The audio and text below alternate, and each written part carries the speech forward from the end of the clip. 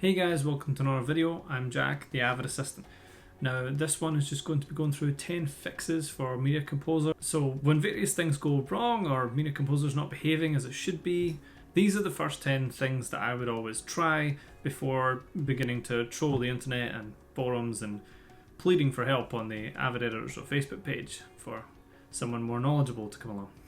As always, there will be chapter markers down below if you want to skip to a specific one, as I'm sure most of these will probably be familiar to. Down below there'll also be links as well to various things that I'll mention throughout the video. So thank you for your time, thanks for watching, and let's get into it.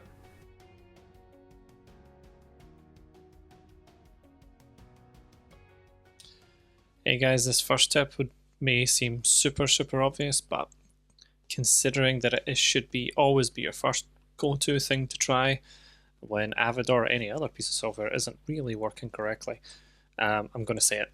So restart. So first try restarting your application. So just quit your application that you have launched and then relaunch it. And also just try a full computer restart as well.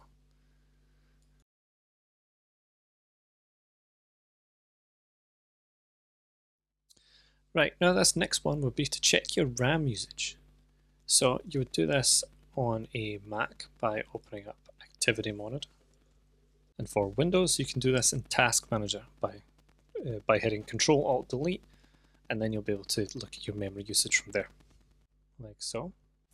And then up here, you have 5 tabs just to monitor 5 different things that your computer's up to. So your CPU, your memory, energy, disk usage, and your network. If you toggle over to your memory, you'll be able to see what's hogging up your RAM, how much is currently free, and then you can kill any processes that are using too much, quit any other apps that are using hogging a lot of your RAM, and this will really just help Media Composer have more RAM available to it to think about everything that it's doing. Now I would recommend quitting Media Composer while you do this, clearing as much RAM as you can, and then relaunching it. And this will be particularly useful for people who are on laptops or for people who don't really have much RAM. If you're on a facility and you're on an Avid qualified machine, probably with 32 gig or more of RAM, you should be okay. Now bear in mind this isn't just quitting full apps, but also background processes. So all of these little apps that you can see in your taskbar at the very top on a Mac, and on a Windows they'll be down your lower right. Quit them as well. Any ones that you're not actively using. Maybe there's stuff that you installed ages ago that you can actually uninstall. You don't need anymore, and they're just taking up a little slices of your RAM, little slices of your computer power.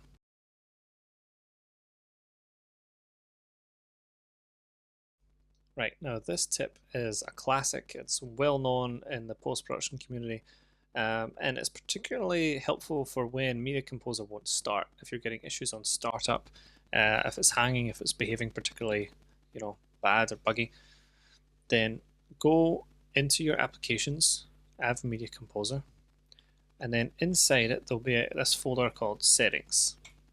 If you jump in there, then we have a few files that we can look at. So the first one I want to bring up is MC State. Now this file is meant to remember the state of Media Composer when you last quit it, so that it can return to that state when you next launch the program. But if this file becomes corrupted, or if it's just having issues starting up or launching, deleting this file, which will force Avid to regenerate it on the next startup, can quite often fix the problem. It's just that it's became corrupt, or it's caught some data that it shouldn't have. So when Avid won't start up for me, it's not launching, it's hanging on something, this is generally speaking the first thing that I'll try. Now you may see online on the forums and threads suggestions to just trash everything in the settings folder, which you can do and Avid will regenerate it, but I would suggest trashing the MC state first. If you feel nervous about trashing stuff from here, you can just move it somewhere else, like move these files to your desktop or some other temporary folder. But moving them out of here is going to make Avid regenerate them. And I would say that the majority of the time the MC state will be your culprit, and regenerating that will solve your problem. But sometimes your site settings can also help. Now just know that if you delete your site settings, then any site-wide settings within Media Composer will have to be recreated. Now, not all editors will be tinkering with site settings. This is settings in Media Composer across users and projects just installed for the app, and a lot of the time these aren't tweaked too much, so it might not be a problem to have to regenerate them.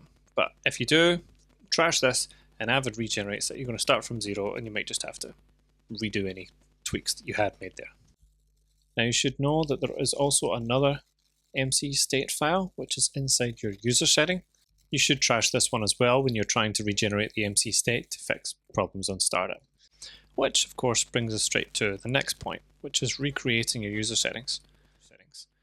Now this is a very common one. It's one that's been recommended by Avid as a solve for many buggy issues.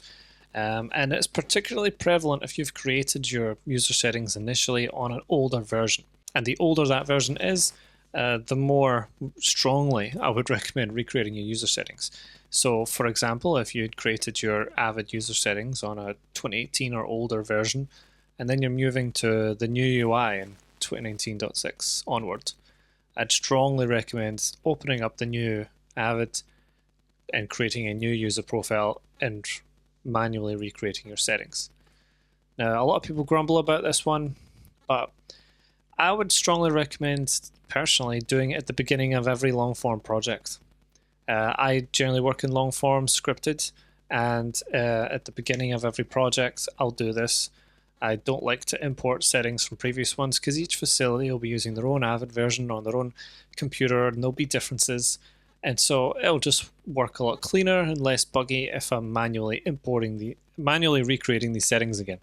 Now, of course, as I've demonstrated in another video, you can go open setting file, navigate to your other your exported previous user settings, and then open it up.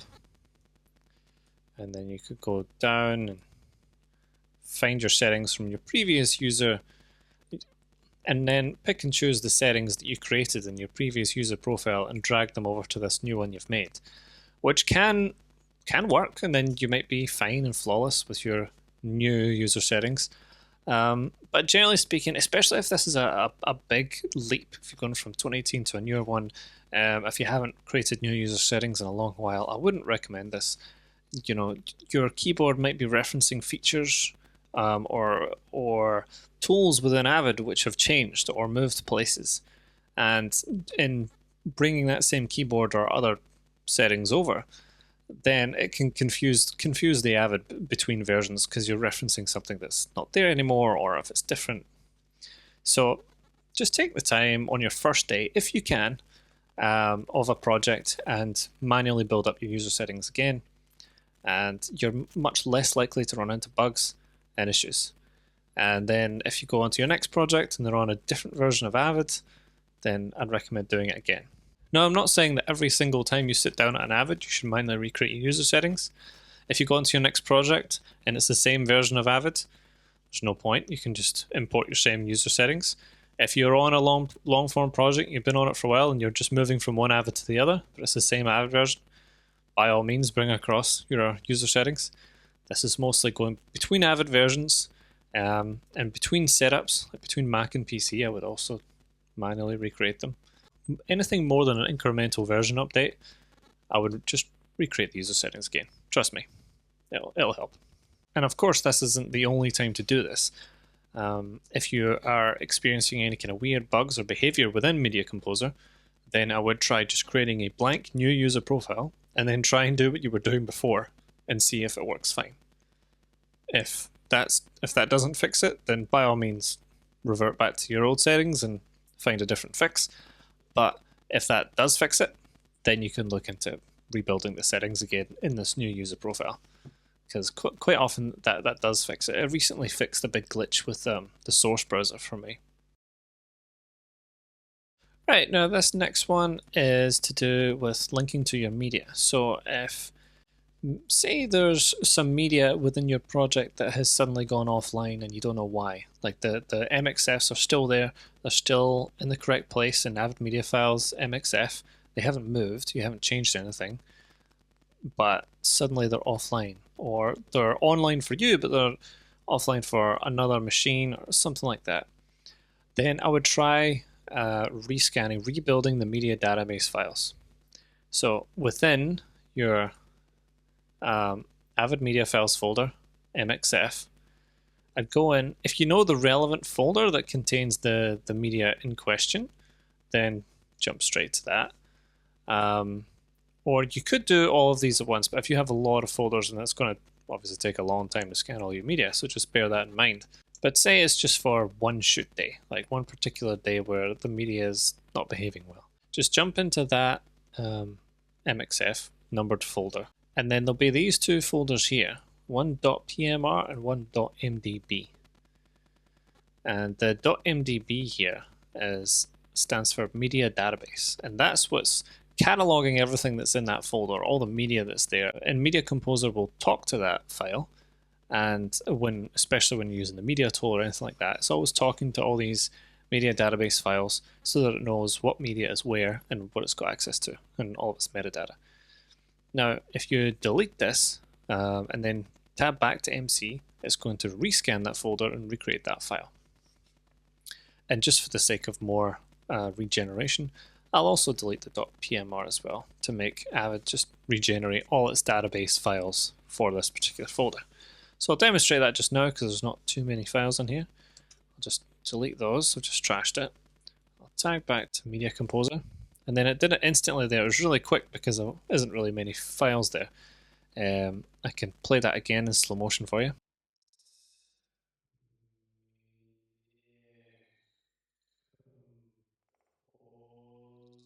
Yeah, so you've seen there, it's noticed that those files were gone. I'll tab back to the Finder, and it's recreated them. So did a rescan. Now occasionally these files, these MDBs, can just become a little bit corrupt, a little bit confused, and so regenerating them this way, forcing a rescan, can help with linking issues and media issues. One thing that I will say to note here when you're doing this is if you didn't set up the folder structure and you come in here and one of your folders has been renamed, so for example this one that I've got here, and it's not a number, then you're going to have to, well, probably discuss it with whoever created this ingest workflow, because you don't want to mess around with what they've done if they're still responsible for it. But B, you're also going to have to knock it back to a number before Avid's going to be able to scan for it. So there's two rules to remember here with Avid scanning media inside the Avid Media Files folder, is it has to be placed inside Avid Media Files, MXF, and then a numbered folder. Generally, if you're on a drive or a non-Avid edit share, some kind of,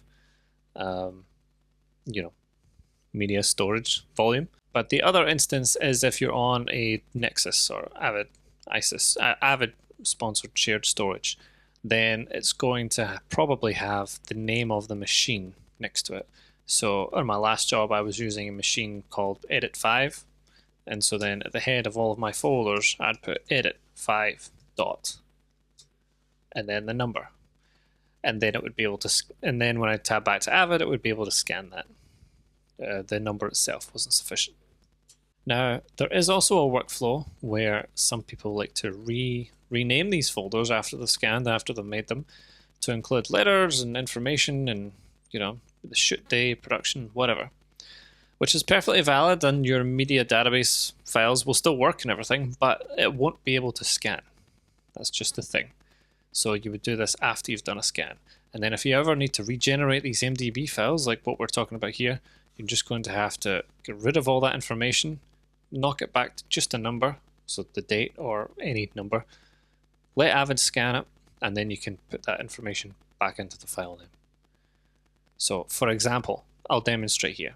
If I go into this folder here, here are my PMR and MDB files. Now if I delete these, like so, then I tab back to Avid, nothing happened. It's not rescanned them. But if I go back there, and then I remove all this information from the folder name, then tab back to Avid, it can now see it, and it'll rescan it. So if you had anything other than numeric values in your folder name, you would need to do this before it can scan, and then you can put the other information back in the folder at the end. Right, now on a previous job I did run into several issues with my search database file within Avid. This is a file that I'll show you lives within each Avid project. So here it is here, SearchDB. And what this is doing is it's a database file that Avid's generating as it scans all of the audio throughout your project to identify words, phrases, script lines, all in service of both phrase find and script sync, which are two incredibly useful Avid features for the purposes that they're made for. These are features that are available in Avid Media Composer Ultimate, however, and this is a process that's going on in the background using computer resources that don't need to be used necessarily. So on this particular project, it was a massive project, very large. I was on it for 2 years as an assistant, and it was starting to cause, because the physical Avid project was getting so large and there was so much media, it was starting to cause issues on startup and crashing our machines and preventing backups and things, the search database file, because our backup system could only back up stuff if it wasn't actively being used. So we had it set off to go at midnight each night, and this file was always being used for some reason as long as the machine was on. So basically what I'm just going to show you how to do is to stop Avid collating that information. Stop it doing that scan. So if you do Command F or Control F if you're on Windows to bring up the Find window, you find this Find window here, where you can search your whole project or specific bins, script text, whatever, based on certain criteria that you set. I'm not going to go through a tour of that just now, but what I want to show you is down here, you see this bin index indicator, and it's set to green. That means that it's actively indexing the bins and things. Phrase find index isn't going right now. And the cogwheel over here is the settings for these. Now you can go up here and just set this to pause indexing, but you can also stop indexing. If you're on Media Composer Ultimate, where all of these features are enabled, you can stop indexing, and once you stop the indexing, it will no longer be creating these search databases. It won't be scanning all of your audio all the time. And if you're ever running into any issues that are to do with the search database, this is what I would do, especially if you don't need phrase find or script sync, but you have Media Composer Ultimate installed. Then I'd recommend turning this off, because it's just using more resources that don't need to be used, really. Right, now this tip is involving linking your media. So if you're trying to link to a clip and you've navigated to it in your source browser, and over here in plugin, I keep getting a not processed thing. And if under the plugin area here, it's saying it can't be linked, you may not have the correct AMA plugin installed. So AMA stands for Avid Media Access, and this is Avid's engine for linking to media. And quite a lot of the camera manufacturers and codec manufacturers will make their own individual plugins. So for example, Red has their own, and you can select what plugin you're using to link to something here. If Avid hasn't auto-detected the right one, you just right click in the plugin area, and so Red would be the one you would want selected here for this Red file.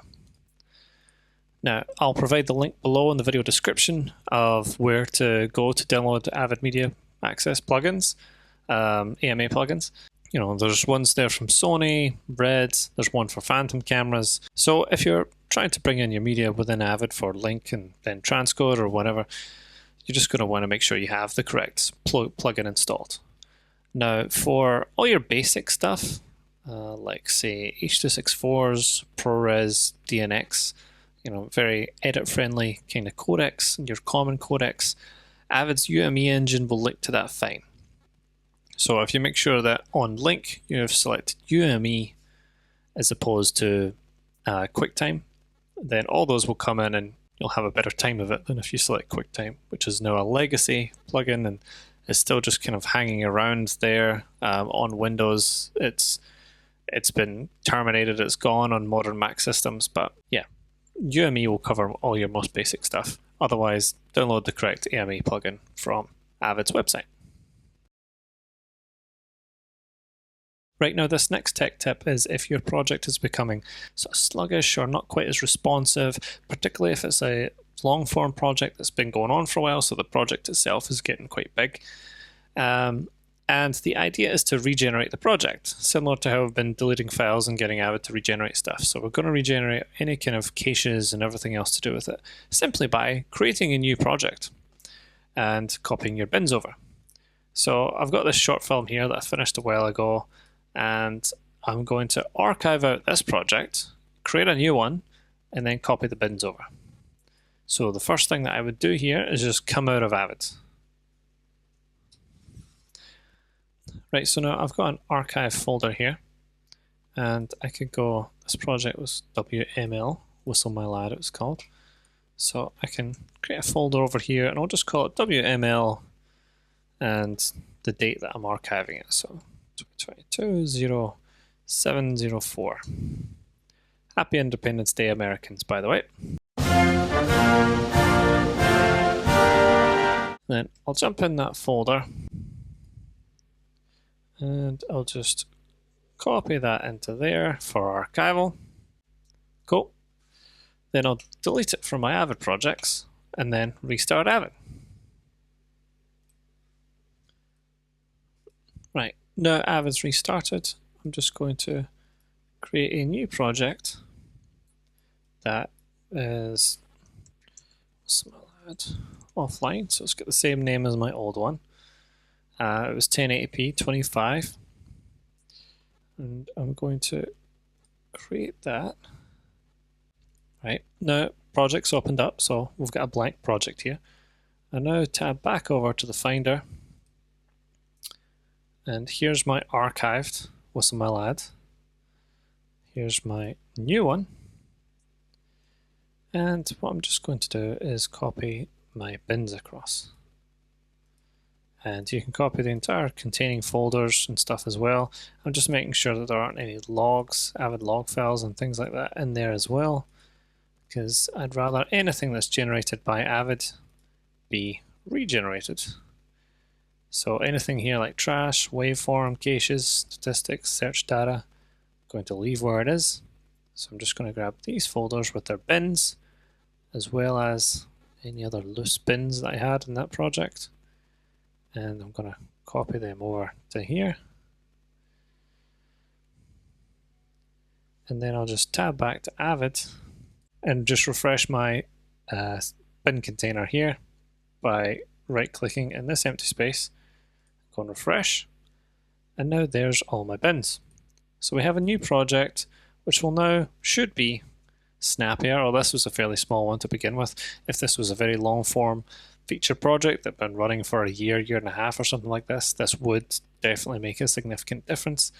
And on those long projects like that, I generally like to do this once a month because it does really help with the responsiveness of the project and just keeping everything kind of fresh and working well. Right, now this next step is another one that may be obvious to many of you, but it's also a very good thing to check, especially when moving on to a new project or when buying new hardware for yourself. And specifically for Mac users, this tends to be more of an issue. So you want to make sure that the version of Media Composer you're using is compatible with the version of the operating system that you're currently using.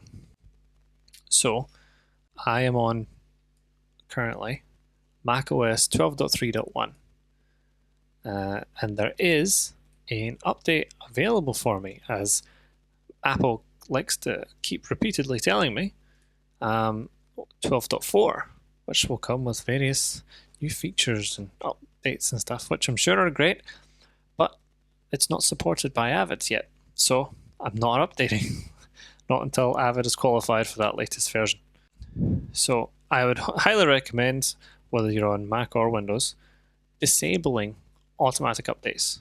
So untick this here, and then inside advanced, I leave on install security patches and stuff like that, because that's fine, but macOS updates and automatic app updates, I'll leave that just now. Check for them, download them, don't install them. Now, how you know which version to use based on which operating system you are on. Avid has their own official documentation and version matrix, which is here, which will list various versions of Media Composer which are still supported, and the qualifying versions of Mac and Windows that are supported under that version of Media Composer. But the incredible editor, Chris Bové, who works with Avid and is a contributor on the Avid Editors of Facebook group, has put together a superior one. No offense, Avid. It's just much clearer and more visual and easier to see. So if you're on Mac or Windows, this will be the place to come. So you can click on various versions of macOS down here, and it will jump straight to the qualified version of Avid and all the qualified versions for each iteration of that OS.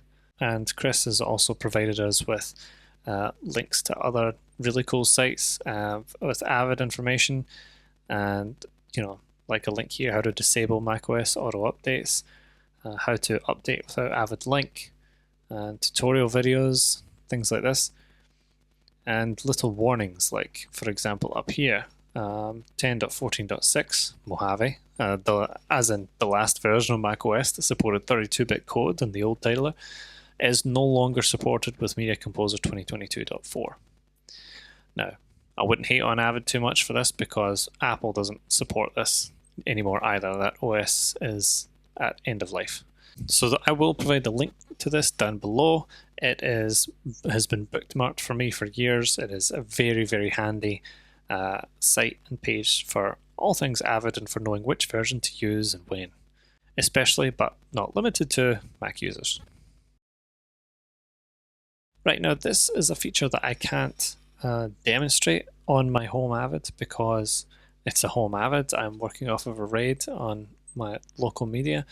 But if you're on a shared network on any kind of big production and you're using a shared storage like an Avid Nexus where you can lock bins, then you may or may not have come into the issue sometimes where a bin is showing up as locked when it shouldn't be. Now, this has most likely happened when one machine which did have the bin open has then crashed, and Avid didn't go through the process of closing it properly, and so it still thinks it's open and locked. Now, first of all, the very first thing you should do to get around this is Avid will show you within Avid which machine has the bin open or which machine it thinks is the bin open, and then you should try to get access to that machine and open the bin and then close it again.